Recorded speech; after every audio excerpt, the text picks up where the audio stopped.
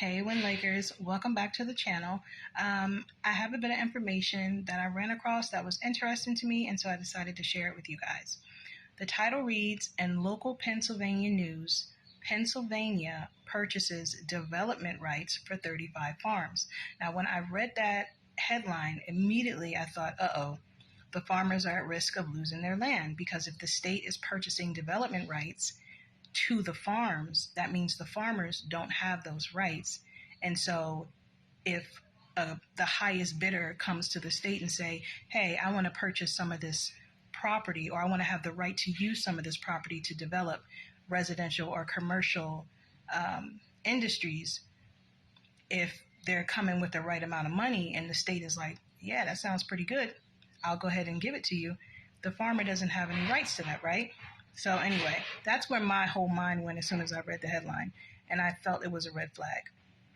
So it says the Pennsylvania Department of Agriculture will invest nearly $10 million to protect farmland from residential and commercial development. To protect farmland from residential and commercial development. Okay, the investment is part of the Commonwealth's Farmland Preservation Program, which acquires easements to preserve prime farmland. The investment is, the Agriculture Secretary Russell Redding stated, preserving Pennsylvania farmland is an investment in the future of our economy and farm families. When that land is lost to development, we lose one of our most valuable economic assets. All of that sounds good, right? So more than 48,800 farms contribute $132.5 billion and almost 600,000 jobs to the Commonwealth, according to the department. Let's see, it says since starting in 1998, the Department said the preservation program has protected 6,564 farms across 58 counties. 6,564 farms across 58 counties. The program works by purchasing easements. The government purchases the easements, a right to use another person's property for a specific purpose, granting rights to develop farmland. And it also says how other local government and nonprofits help the state to purchase the easements for the rights to those farms. They say that they do it this way so that farmers can still profit off of development rights without having to sell for commercial projects. Farmers continue to own and farm their land after the deals. Farms must be between 35 to 50 acres in size, and 10 acres would be considered if the majority of the land is used for crops. The last line of qualifications reads likelihood for development.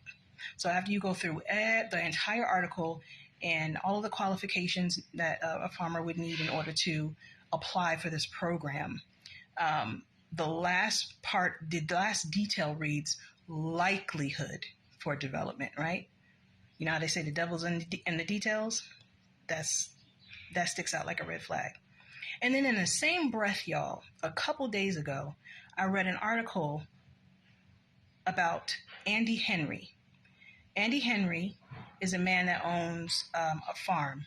The farm is 175 years old. It's been in his family for centuries, right? So the headline reads, city government to seize Andy Henry's 175-year-old farm by eminent domain, replacing it with affordable housing. This is located in South River Road in Middlesex County, New Jersey, right between New York and Philadelphia, Pennsylvania, where Pennsylvania is currently trying to purchase easement rights to 35 farms. So Andy Henry's land was bought in 1850, 21 acres, right? And for 3 decades, the local government has tried purchasing his land for the amount of $20 to $30 million.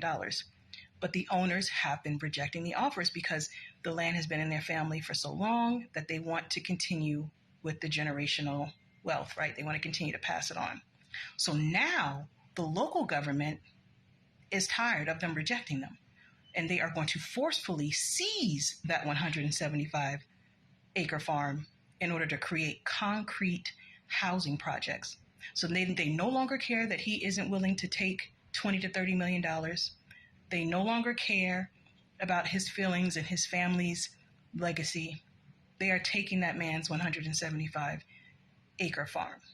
And so When I read that a couple of days ago, that flashed in my head when I read the title for Pennsylvania purchasing development rights for 35 farms.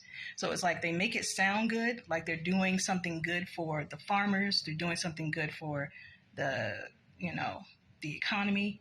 But in actuality, it seems like they're doing what they feel is right for their pockets. And when you think about President Trump selling $5 million gold cards to foreign millionaire and billionaires to have access to land in the United States of America, it makes even more sense of why all of this is happening now. I'm not saying that this is the reason. I'll say allegedly, but it sure sounds funny that now they're trying to purchase all these easement rights for these farms, and whether the farmers accept it or not, they still have full control and authority to take that farmland from the farmers. Put two and two together, y'all. I'm just saying. It sounds interesting. Comment, y'all.